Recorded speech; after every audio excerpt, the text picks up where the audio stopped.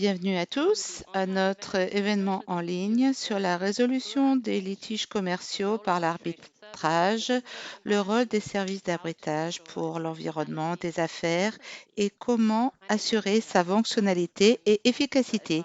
Je suis Christina Schmidtmann, conseillère technique avec la facilité ICR et pour la réforme du climat d'investissement et membre du personnel GIZ. Je serai votre modératrice aujourd'hui. J'ai hâte d'avoir ce webinaire avec vous. Tout d'abord, des questions pratiques. Pour la réunion d'aujourd'hui, mettez vos micros sur sourdine quand vous ne parlez pas. Notez que la session est enregistrée et bien sûr, vous êtes invité à participer activement. Nous attendons avec impatience vos questions que vous puissiez mettre dans le chat. Ça serait bien si vous ajoutiez votre nom et votre organisation à votre question afin qu'on sache qui pose la question. Également, il y aura une traduction française de cet enregistrement qui sera disponible bientôt sur notre site web. Avant de rentrer dans le cœur du sujet, nous allons vous montrer une vidéo sur le mécanisme ICR pour que vous sachiez exactement ce qu'est le ICR, ce qu'on vous offre à vous, les organisations qui nous ont rejoints ici aujourd'hui. Elle est de 4 minutes, donc pour tous ceux qui ont déjà vu cette vidéo, c'est le moment pour vous de prendre un café et de revenir après 4 minutes à temps pour le début de ce webinaire. Chers collègues, veuillez commencer la vidéo. Merci beaucoup, Zoc. Et maintenant, regardons l'ordre du jour aujourd'hui.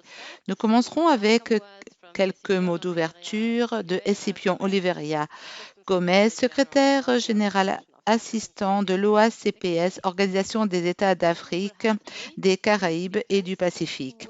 Puis nous aurons 3 intervenants qui commenceront à donner une introduction à l'arbitrage commercial. Puis vous entendrez des expériences d'arbitrage du point de vue du secteur privé. Puis vous entendrez sur le rôle des centres d'arbitrage pour la facilitation des services d'arbitrage. Puis nous aurons du temps pour vos questions que vous êtes bienvenus de poster dans le chat afin de clôturer la session. Avant que je passe la parole à Escipion, j'ai une question pour vous à laquelle j'aimerais que vous répondiez par le sondage. Nous aimerions savoir dans quelle mesure vous, le public, les participants, connaissez le thème de l'arbitrage commercial. Pour être honnête, je n'avais jamais entendu parler de ce JT jusqu'à ce que la facilité ICR reçoive une demande de la part du Centre national d'arbitrage, de conciliation et de médiation de la République démocratique du Congo. Donc, quel est votre niveau d'expérience et de connaissance dans ce sujet, en cochant l'une des 4 réponses?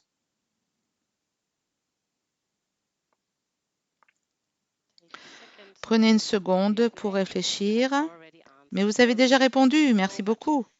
On a une grande partie du public qui a quelques connaissances, quelques idées. Il y a aussi des personnes qui ne sont pas du tout familiers et certains d'entre vous qui sont familiers.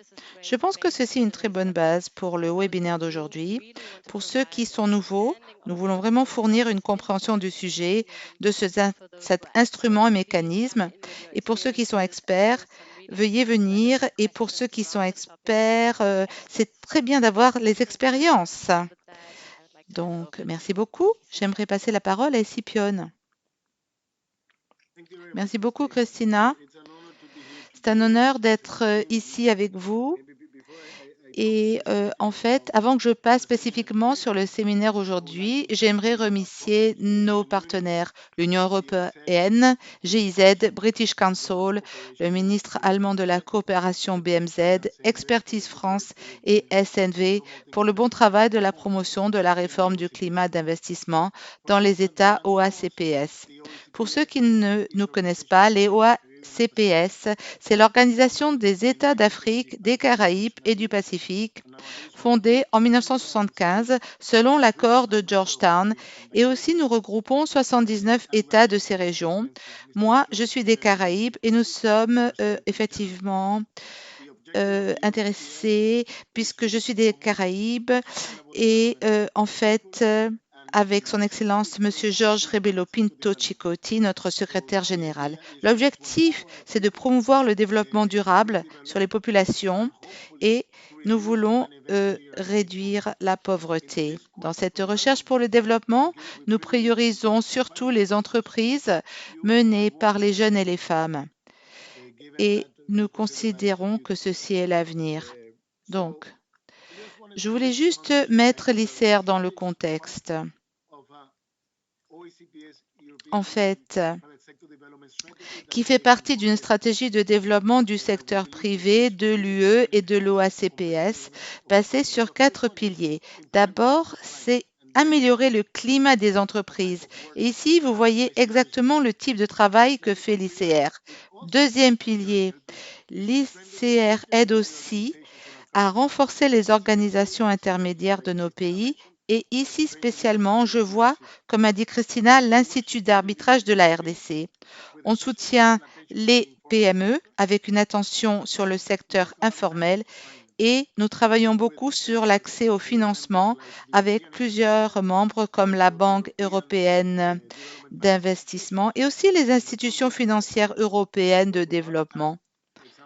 Et par exemple, le Fonds de développement de capitaux de l'ONU, donc une série de facilités financières disponibles que l'on a regroupées dans le site web qui est lié à l'ICR et l'on espère que les sociétés qui nous écoutent aujourd'hui peuvent voir le type d'offre que nous avons pour elles. Tout notre travail est basé sur le dialogue entre le secteur public et privé et les échanges de bonnes pratiques. L'ICR fait un superbe travail par ce type de séminaire rassemblant les connaissances d'une région à une autre. Et ceci est très important et je pense que c'est la bonne méthode. Nous ne pouvons pas intervenir dans tous les pays. L'ICR ne peut pas aider les 79 pays, seulement un par an. Mais ce type d'échange d'informations nous permettra de partager les pratiques. Donc, c'est notre optique. Par rapport à l'arbitrage commercial et la résolution des litiges, pour moi, c'est très amusant. En fait, j'ai aidé à l'établissement d'une organisation d'arbitrage de litiges aux Caraïbes en Guadeloupe et on a établi le travail d'un programme fondé par DF. On a créé le premier accord entre l'arbitrage et Haïti et la République dominicaine. Les chambres de commerce des deux pays se sont réunies et finalement, il y a eu une signature d'un accord d'arbitrage de litige organisé par l'ambassadeur de l'UE à Haïti à l'époque. C'était superbe de voir ce travail commun et les programmes d'arbitrage et de conciliation qui donnent de la confiance aux investisseurs.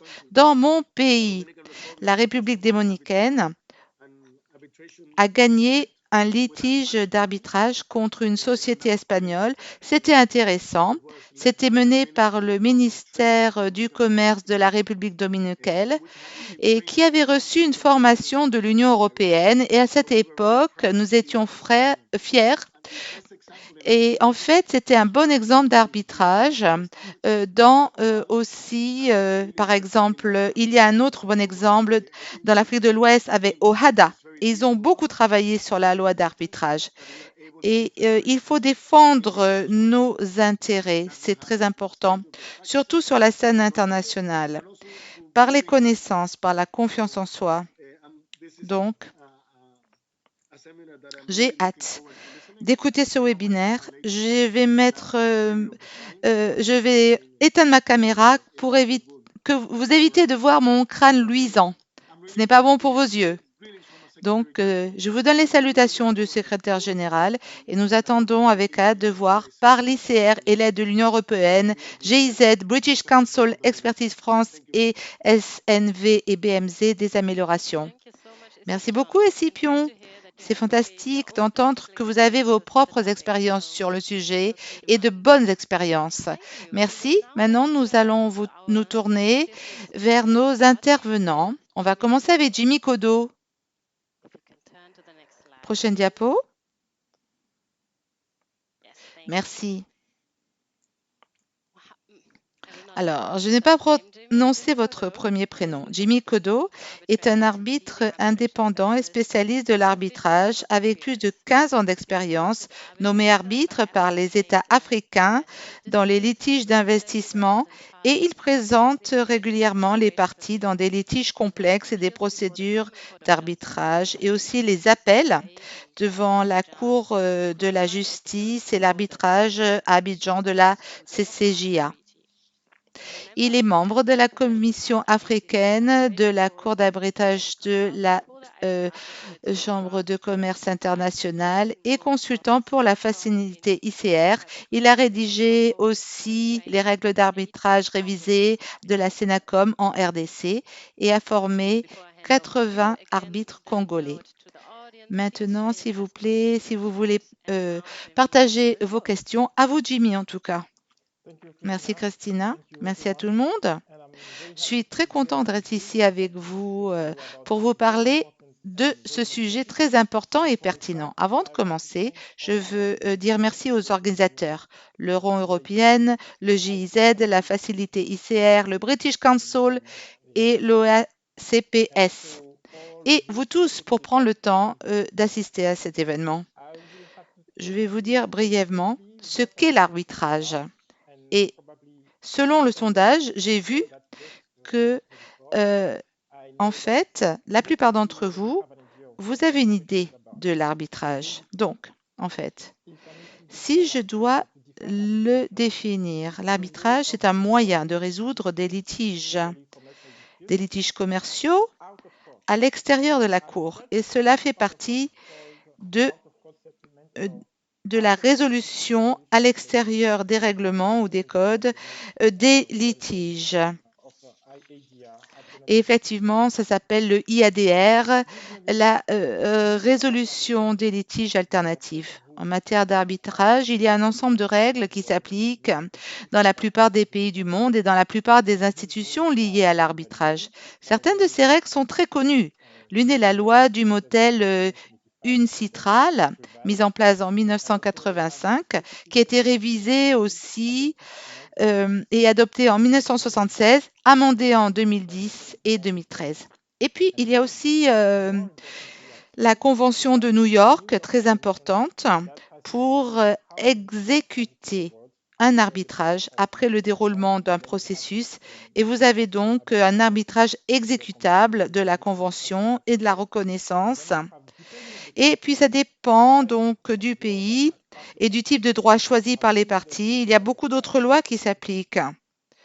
Donc, prochaine diapo, s'il vous plaît. Il y a une question, en fait. Cette question est liée à l'origine de l'arbitrage. Ceci est lié. Pourquoi est-ce que les gens choisissent de quitter le système judiciaire et d'avoir recours à donc cet arbitrage? En fait, l'arbitrage s'est développé dans la pratique d'entreprise il y a quelque temps, il y a longtemps. L'une des raisons, c'est la confidentialité. Dans certains cas, les personnes ne veulent pas que les gens sachent quelque chose sur le litige. Imaginez que vous êtes une entreprise et que vous êtes en train de considérer une fusion avec une autre grande corporation ou entreprise. Eh bien, effectivement, à ce moment, vous ne voulez pas que quelqu'un sache que vous êtes impliqué avec un litige avec quelqu'un. Et ceci pourrait donc mettre en péril l'opération que vous êtes en train de considérer avec votre partenaire ou votre futur partenaire. Ceci peut être une des raisons donc et les personnes ne veulent pas aller devant un tribunal parce que souvent, la plupart des juridictions sont publiques. Une autre raison, c'est en fait, quand vous choisissez l'arbitrage, si les gens jouent les règles du jeu correctement, ceci peut être réglé plus vite que devant un tribunal. Car devant un tribunal, tout d'abord, il y a un premier niveau, puis ensuite peut-être une partie va faire appel, et ensuite une partie va faire appel devant le tribunal final et devant la Cour suprême ou la Cour de cassation selon les pays. Une autre raison importante pour choisir l'arbitrage, en fait, à la base, Ceux qui quittent le système des tribunaux pour se tourner vers le système de l'arbitrage, c'est parce qu'ils veulent que le litige soit résolu par quelqu'un qui connaît le type d'activité qu'ils ont. Par exemple, si vous travaillez dans l'industrie de la construction, vous voulez que votre litige soit résolu par quelqu'un qui s'y connaît dans ce domaine et qui sait exactement donc quel est le type de litige en jeu et comment on peut résoudre ceci. Donc, quand vous allez devant le juge, normalement, le juge connaît les règles, d'accord? Il a des connaissances assez larges, mais pas vraiment spécifiques d'un domaine bien spécial dans la pratique. C'est pour ça que souvent, les personnes préfèrent aller devant donc un arbitrage, puisqu'elles seront devant une personne qui s'y connaît spécifiquement dans tel ou tel domaine et qui pourra prendre une meilleure décision pour ce type de litige. Avec les années, le système a évolué et maintenant l'arbitrage est assez complexe. Il y a tout un ensemble de règles bien développées et parfois, même après une sentence arbitrale, il faut même aller devant le tribunal pour faire exécuter la sentence. Prochaine diapo, s'il vous plaît. Merci. Le fondement de base de l'arbitrage. Avant de rentrer dans ce processus d'arbitrage, vous avez besoin d'un accord avec toute partie impliquée ou toute personne ou société avec qui vous avez un litige, c'est-à-dire se mettre d'accord qu'en cas de litige, vous tous n'allez pas aller donc en justice, saisir un tribunal, mais plutôt devant un arbitre ou un panel d'arbitres. C'est ce qu'on appelle un accord en matière d'arbitrage qui est signé quand les personnes signent et concluent un contrat. Ceci s'appelle une clause de règlement de litige et cette clause stipulera l'arbitrage en cas de litige. Parfois, le litige se produit et après ceci, au lieu d'aller devant un tribunal, les parties proposent l'arbitrage pour résoudre le litige et parfois les gens considèrent ceci après le litige. Donc, normalement, le processus d'arbitrage se passe en 3 étapes principales. Après une bonne base qui est l'accord signé entre les parties en matière d'arbitrage, un arbitre est désigné. Normalement, chaque partie désigne un arbitre et les 2 premiers arbitres pour chaque partie, normalement il y a 2 parties, ils se réunissent et se mettent d'accord pour désigner un 3e arbitre qui fera partie du panel et ensuite qui sera le président du panel des 3 arbitres. Parfois, seulement un arbitre est désigné et dans ce cas, les parties peuvent le désigner conjointement ou s'ils sont en désaccord sur ceci, ils s'en remettent à un centre ou dans une certaine juridiction, ils s'en remettent à un juge qui va désigner un arbitre. Donc, dès que le panel est formé, une réunion ou conférence de gestion de l'affaire est organisée. Les parties et les avocats et l'arbitre se réunissent et finalisent les termes de référence, les TDR, sur les procédures et le type de droit applicable, les délais, etc. Et à la fin de cette réunion, tout le monde signe les TDR qui seront les lignes directrices ou le cadre juridique de la procédure. Ensuite, chaque partie échange des briefings, des écrits, des pièces, des preuves et puis à un moment donné, ils organisent une audience où les parties comparaîtront ou bien leurs avocats devant le tribunal et il y aura des soumissions orales pour discuter du cas et des preuves, pour défier l'autre partie, pour désigner, pour présenter des témoins. Puis il y aura des interrogatoires et des contre-interrogatoires des témoins, effectivement. Et puis, la prochaine étape, après l'audience, le tribunal, en fait, finalise l'étude du cas. et du matériel soumis et discuté devant le tribunal, et puis ils rendront finalement une décision.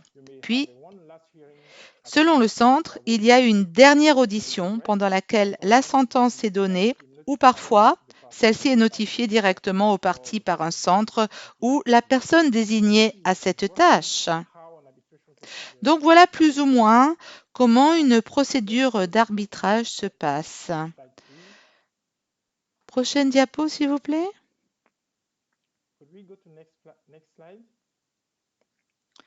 Et encore la prochaine diapo, s'il vous plaît. Je crois, Jimmy, que c'est la dernière diapo. Donc, le système actuel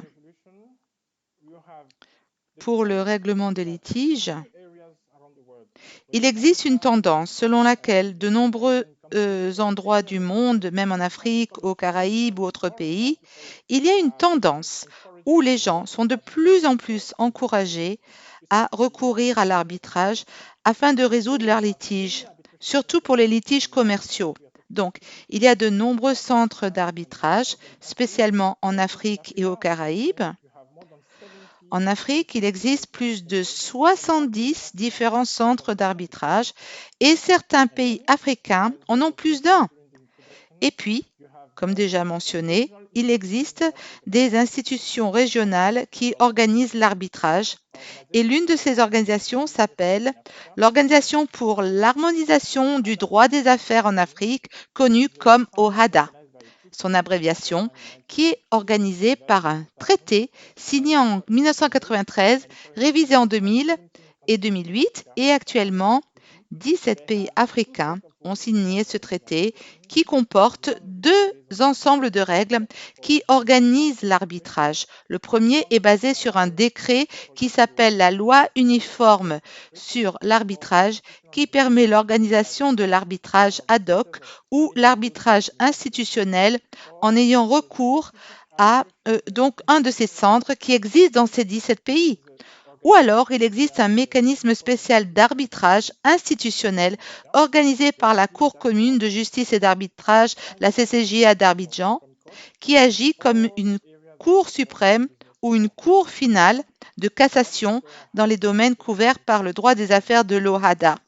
Ce centre a un centre d'arbitrage qui est un centre d'arbitrage institutionnel avec des règles d'arbitrage bien spécifiques et si les individus le désirent, ils peuvent utiliser ce type d'arbitrage pour les litiges.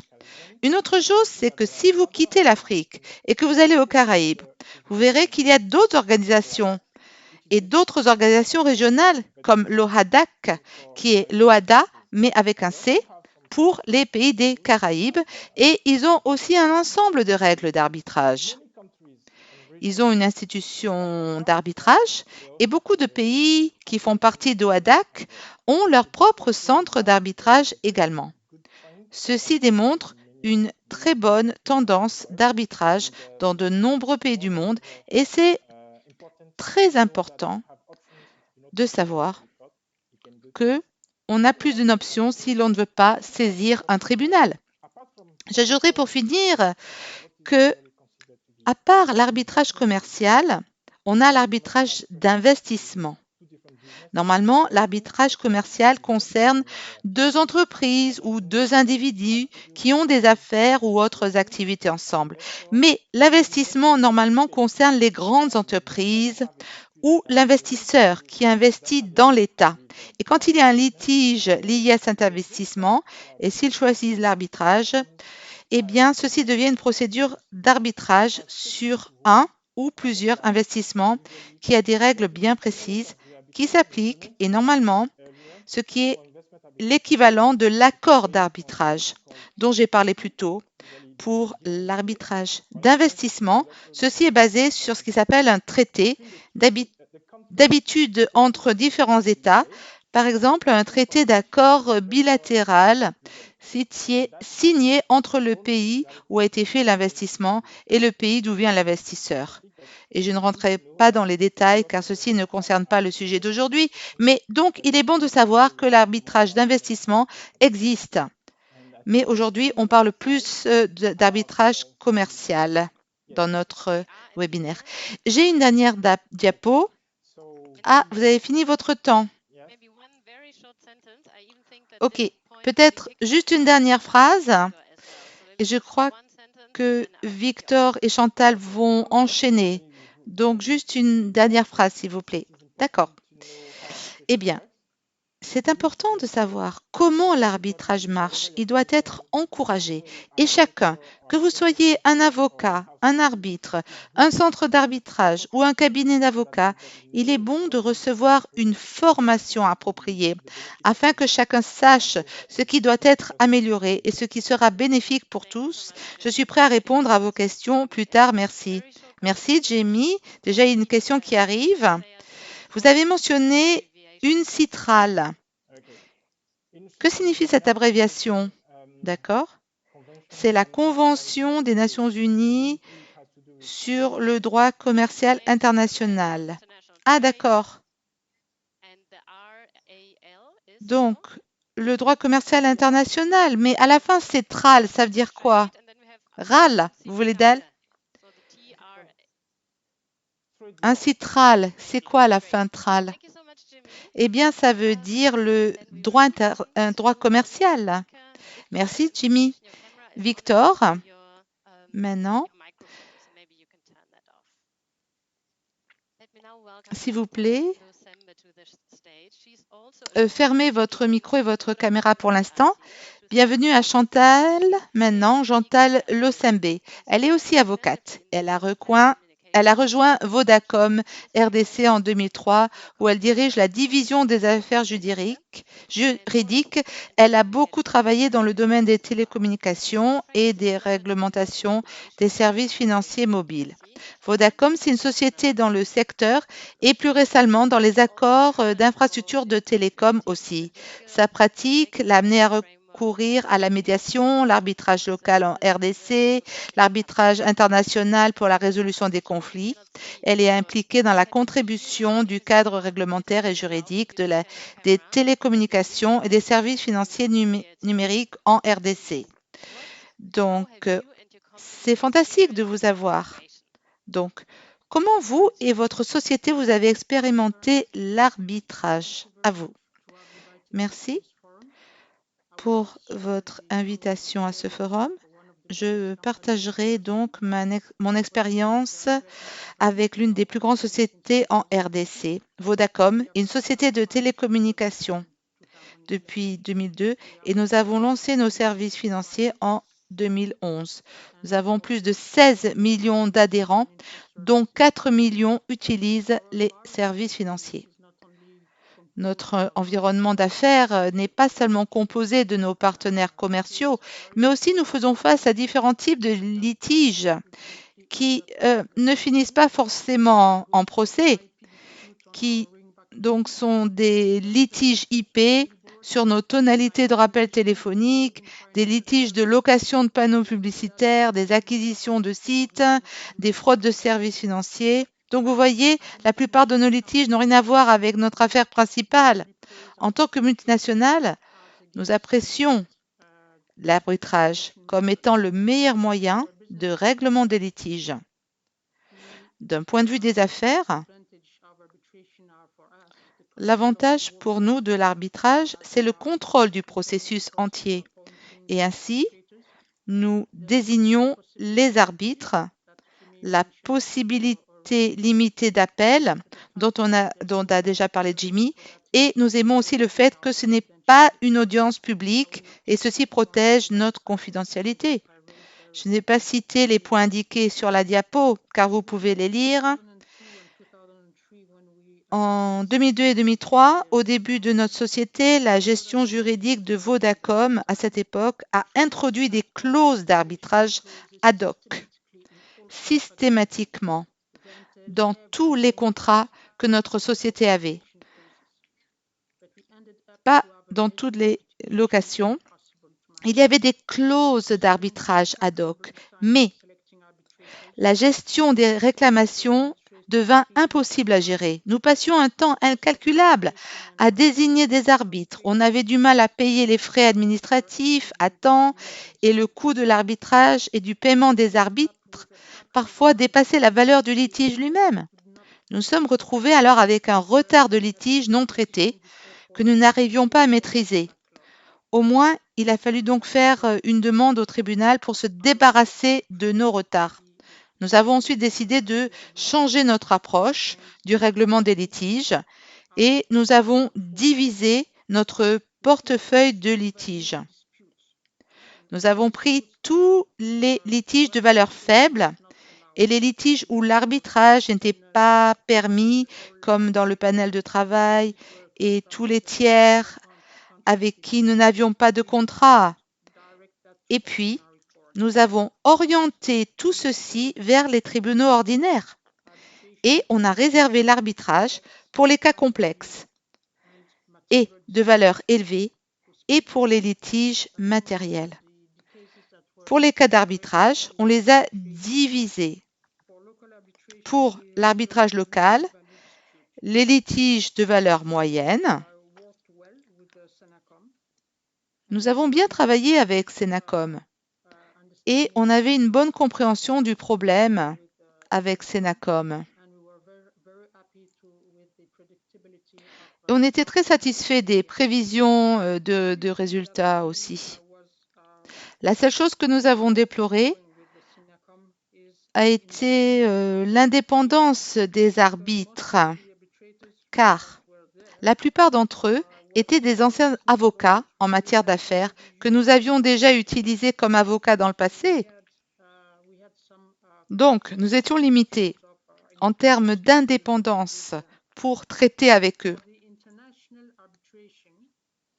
Pour l'arbitrage international, comme j'ai dit, on a réservé les cas complexes. Aussi, pour les cas où notre opposant était très influent en RDC, pour s'assurer qu'il ne mette pas la pression sur le tribunal et nos litiges où il y avait peu de connexion avec la RDC. Nous avons souvent renvoyé les cas à la Chambre de commerce de Paris, qui est en fait l'institution principale qu'on utilise pour les renvois. On a aussi un peu commencé avec l'arbitrage de la CCJA, mais nous n'étions pas convaincus de la maturité de cette institution et de la transparence dans la publication de la liste d'arbitres, qui n'était pas très facile à trouver. Donc, sur cette base, nous avons appris quelques leçons à partir de cette expérience d'arbitrage commercial par rapport à l'arbitrage d'autres cas. Nous croyons aussi que les entreprises doivent savoir aussi comment cohabiter avec la juridiction locale et ne pas fermer les yeux sur elle. Malgré la distraction de l'arbitrage, la juridiction locale reste valable pour des petits litiges et elle est souvent très rapide pour régler les affaires. Pour réussir en ceci, il faut établir une gestion des risques robuste avec contrôle et un niveau de tolérance établi de ce que nous pouvons fournir, parce que nous ne sommes pas sûrs de gagner, mais au moins on a les prévisions pour ce qu'on pourrait perdre. Puis, on laisse les petits litiges lorsque l'arbitrage n'est pas permis aux tribunaux locaux et on réserve l'arbitrage pour les litiges matériels. Donc, je m'arrête là. Et ma recommandation aux investisseurs serait de ne pas mettre en œuvre une politique de non-juridiction et plutôt de classer vos litiges, réserver l'arbitrage pour les cas matériels qui sont profitables pour votre entreprise et également mettez en place aussi votre gestion des risques. Je ne recommande pas l'arbitrage ad hoc car c'était un cauchemar pour nous. Je crois que l'arbitrage institutionnel a prouvé son efficacité et les règles d'arbitrage sont très faciles à utiliser et on peut les trouver facilement sur les sites Internet.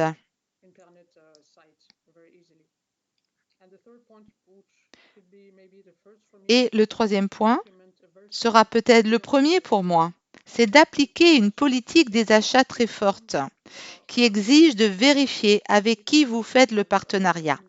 Car quand on regarde l'historique des litiges, si on avait mieux choisi nos partenaires, eh bien, on n'aurait pas choisi celui qui, en fait, a initié le litige. Donc, je m'arrête là, Christine. S'il y a des questions, je suis à votre disposition. Merci beaucoup, Chantal. Oui, les questions seront posées après la troisième présentation. C'est vraiment bien d'avoir cette perspective pratique de votre côté, de votre part. Et si j'ai bien compris, vous dites que l'arbitrage est un très bon mécanisme, mais que vous ne l'utilisez pas pour tous les cas. Il faut soigneusement décider dans quel cas on met des clauses d'arbitrage en place et puis on choisit l'arbitrage. Et pour d'autres cas, on peut utiliser les tribunaux publics en RDC. Merci beaucoup, Chantal. Maintenant, nous nous tournons vers notre troisième intervenant, qui est aussi un avocat, mais qui a aussi une perspective très différente. Victor Mugabe est le secrétaire général du Centre d'arbitrage international de Kigali depuis cette année. Félicitations à vous. Et avant ceci, il a été le directeur exécutif de l'Association du barreau de Rwanda. Victor est un avocat très expérimenté de la gestion de projets liés au droit et à la justice. À vous, Victor.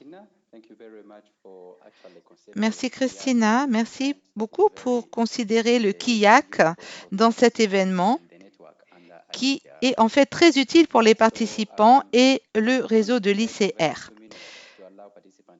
Je vais permettre aux participants de poser leurs questions pour donner des expériences dans le domaine de l'arbitrage institutionnel. Et selon les règles KIAC, le centre d'arbitrage international est situé à Kigali, au Rwanda.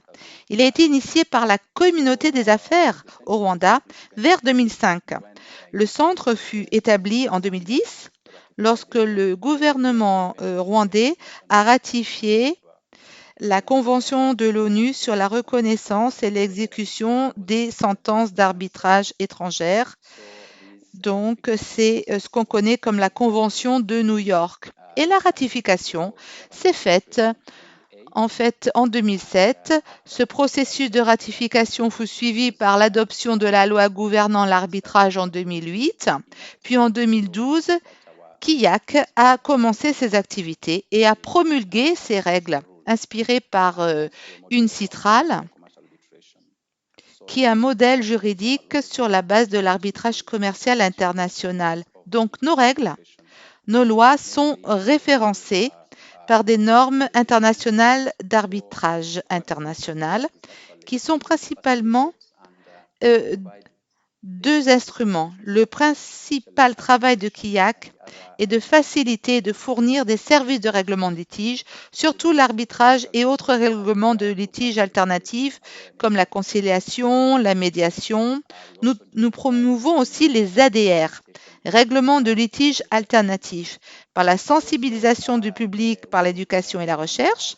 Nous offrons aussi des formations, une accréditation en ADR pour les praticiens et aussi nous promouvons le Rwanda comme un lieu d'arbitrage international. Prochaine diapo. Donc, les réalisations principales de KIAC dans les 9 dernières années, nous comptons environ 150 arbitres internationaux de 24 différentes nationalités. Nous avons résolu environ 180 litiges complexes et à valeur élevée d'arbitrage. De ce chiffre, 40% sont internationaux avec des parties de plus de 20 nationalités et les procédures se déroulent en anglais, en français ou dans notre langue locale, à savoir le Kinyarwanda.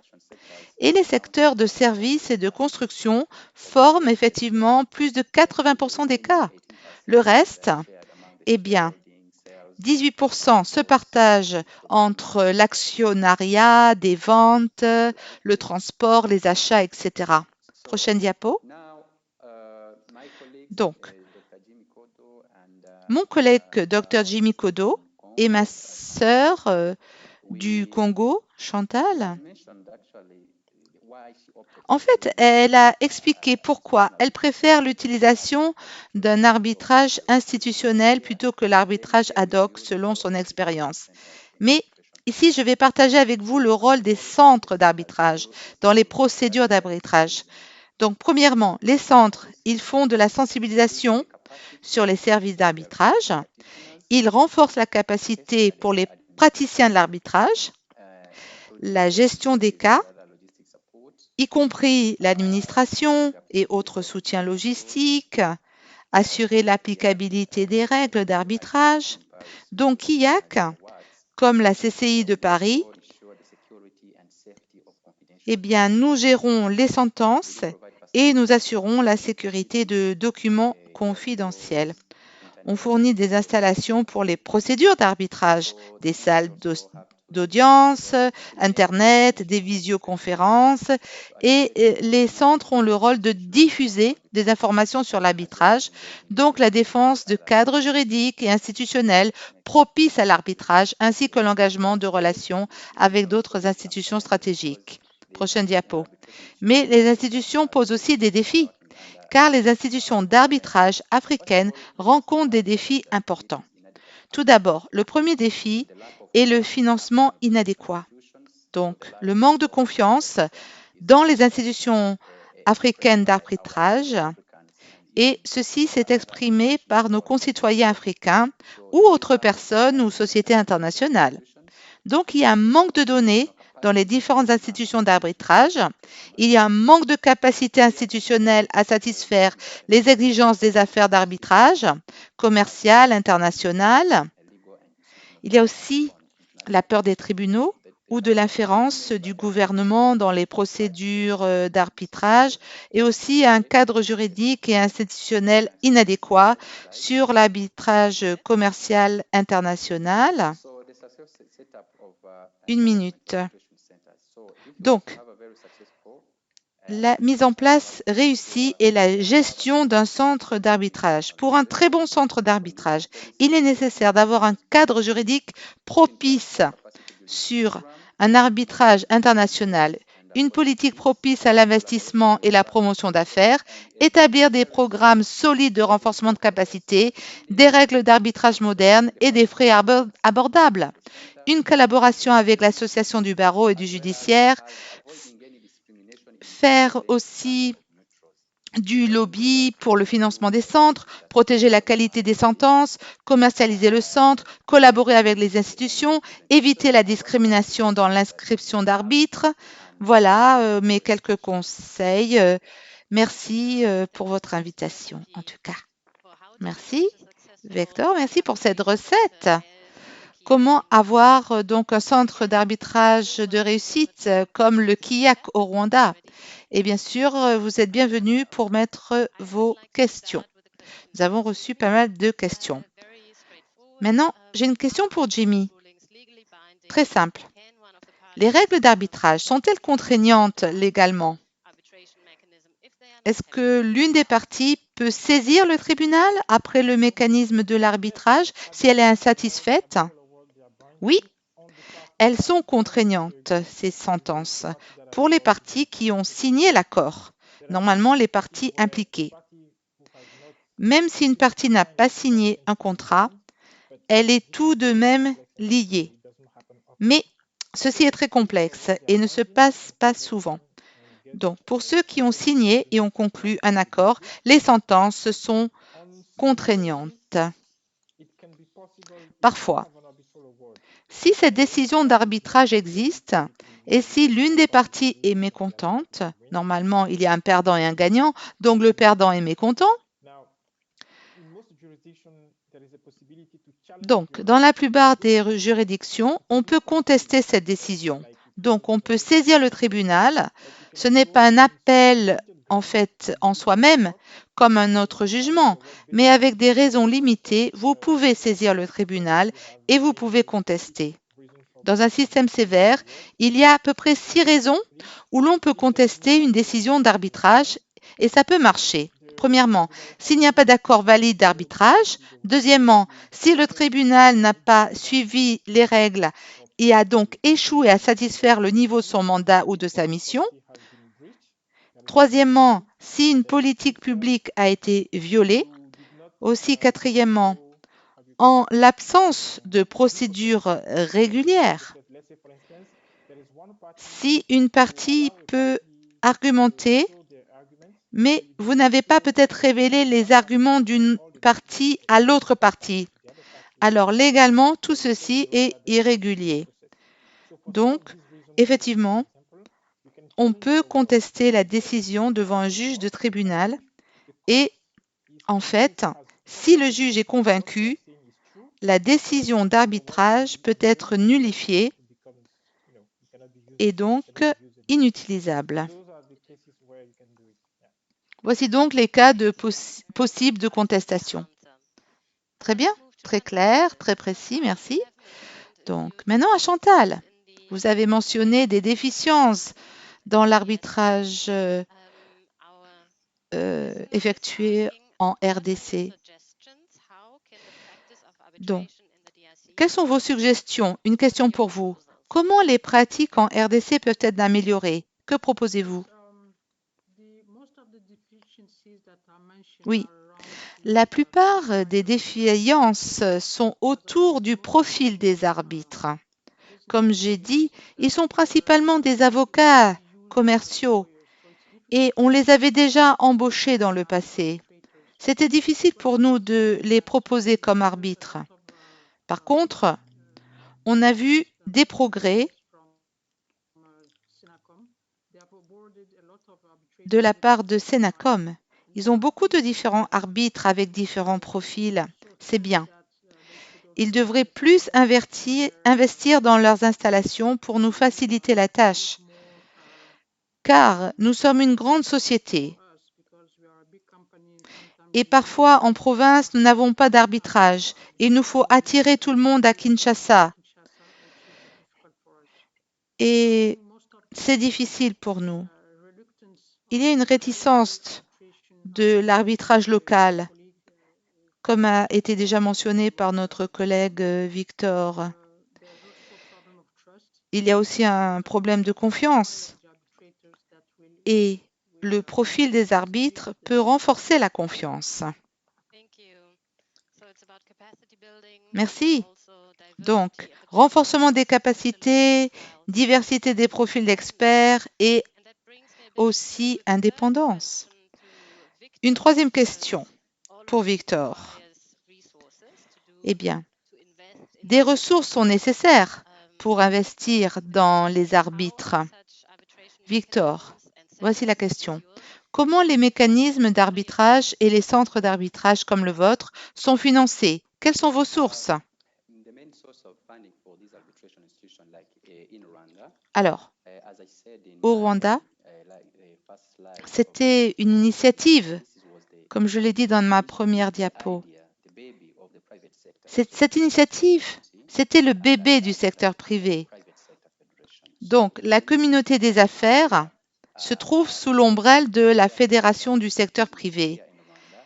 Et donc, ceci vise à promouvoir les activités professionnelles des affaires ici au Rwanda. Et ceci fournit du financement.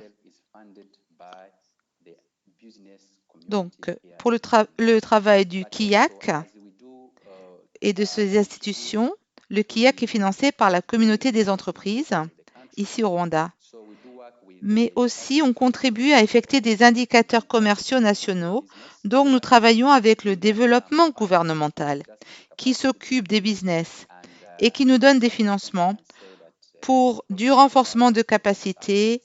Et on peut dire aussi que le gouvernement nous donne du soutien pour le travail du centre d'arbitrage. Aussi, nous développons des propositions que nous soumettons aux partenaires, surtout ceux qui sont actifs dans le secteur économique du pays et le secteur de la justice, car l'arbitrage est un moyen d'accès à la justice et aussi un moyen de réaliser des objectifs de développement. Donc, Ces partenaires interviennent dans ces domaines et nous travaillons avec eux.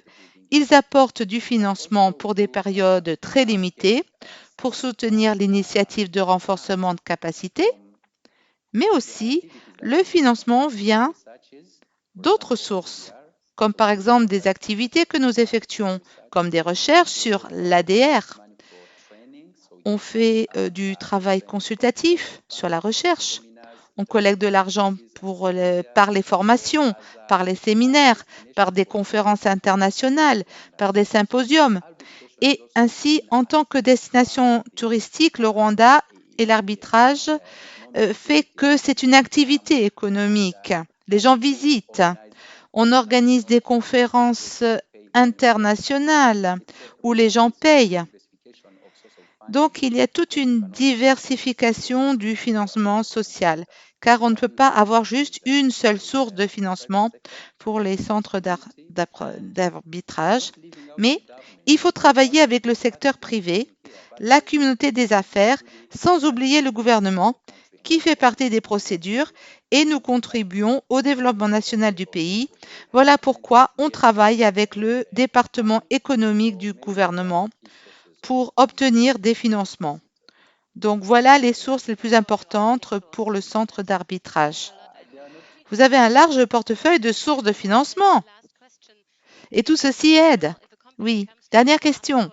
Si un individu, une société, se tourne vers vous pour des services d'arbitrage, doivent-ils payer pour ces services et combien? Oh, alors, votre question est très importante et très bonne. L'un des succès d'une institution d'arbitrage sur le continent africain est de fixer des frais d'arbitrage faibles. Il ne faut pas comparer nos institutions comme KIAC à la Chambre de Paris ou au LCIA de Londres ou au AAA des USA. Mais il faut étalonner vos frais d'arbitrage selon les capacités financières de vos clients potentiels. Donc, si on a pu enregistrer plus de 800 cas, c'est parce que nos tarifs sont abordables. De la soumission administrative aux honoraires des arbitres, et comme Chantal l'a dit, eh bien, l'arbitrage local est très cher, beaucoup plus que l'arbitrage institutionnel. Mais ici, je sais que nos arbitres se plaignent parce que nous les payons très peu, car on ne veut pas faire un gain, mais plutôt faire de la promotion. Donc, on aime bien travailler avec de beaux volontaires, avec des experts internationaux de tous les continents, à cause de leur passion. Mais pas parce qu'ils recherchent des gains, mais parce qu'on a des cas internationaux donc qui sont soumis et les tarifs sont bas. Merci. Une dernière question pour vous trois. Et s'il vous plaît, répondez par une seule phrase. Voici la question. Nous avons entendu qu'il y a un manque de confiance dans le système d'arbitrage de beaucoup de pays. Quelles sont vos recommandations pour accroître la confiance? Chantal, on commence avec vous. Comment accroître la confiance dans le système d'arbitrage? Je pense que le processus est très long et c'est un cercle vertueux. Plus le centre prend de bons jugements, rend de bons jugements, plus les gens feront confiance. Et c'est un long processus. Alors, il faut créer un cercle vertueux autour de ces institutions et les gens viendront de plus en plus souvent. C'est un processus, c'est mon point de vue. Merci. Jimmy? Je dirais aux partis, choisissez bien vos avocats. Je dirais aux avocats, choisissez bien vos arbitres. Et à tout le monde, surtout au centre, formez tous vos avocats, vos arbitres et communiquez. Par exemple, si possible, ayez un site web qui montre le profil. Eh bien, c'est bénéfique, car avec son nom, on peut faire des recherches, on peut demander à son entourage s'il connaît un tel ou un tel, quelle est sa réputation, et ceci peut contribuer avec le temps à une meilleure transparence et limiter les problèmes de confiance. Merci, Victor. Oui, pour compléter ce que mes collègues ont dit, l'arbitrage devrait influencer la mise en place d'un cadre juridique favorable à l'arbitrage international en laissant les tribunaux et le système politique loin de l'ingérence dans les procédures d'arbitrage, car le succès de l'arbitrage dépend du fait que le judiciaire doit sortir du système, que le politique doit sortir du système. Et ceci amènera plus de confiance aux procédures d'arbitrage. Et l'arbitrage institutionnel doit jouer un très grand rôle pour assurer un cadre juridique favorable. Merci. Merci beaucoup à vous tous, à Chantal, Jamie et Victor, et à Scipione pour vos grandes contributions. J'ai beaucoup appris aujourd'hui et j'espère que notre public a aussi appris. Vous savez, nous avons les experts et vous aussi, vous avez peut-être appris de nouvelles choses. Et à ce pourquoi ce sujet était nouveau, peut-être, eh bien, vous avez maintenant une idée sur les moyens de soutenir l'arbitrage dans votre pays, dans votre région, avec le soutien de la facilité ICR. Ceci dit, nous arrivons à la fin. Merci, Zoc. Voici l'offre de la facilité ICR. Si vous êtes une partie prenante publique ou privée, une chambre de commerce, une association, un centre d'arbitrage, vous êtes un ministère, une agence ou un des pays des OACPS et vous voulez améliorer votre environnement d'affaires par l'arbitrage et autres sujets ou initiatives, eh bien, contactez-nous par notre site web. Vous pouvez remplir une fiche de demande et nous vous contacterons.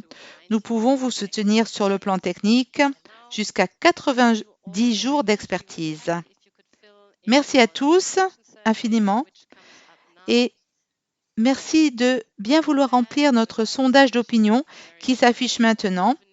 Et je vous souhaite une très bonne journée ou une bonne soirée. Ça dépend où vous êtes. Je vous dis à bientôt, je l'espère, sur notre série de webinaires en ligne. Merci beaucoup et à bientôt. Au revoir. Au revoir.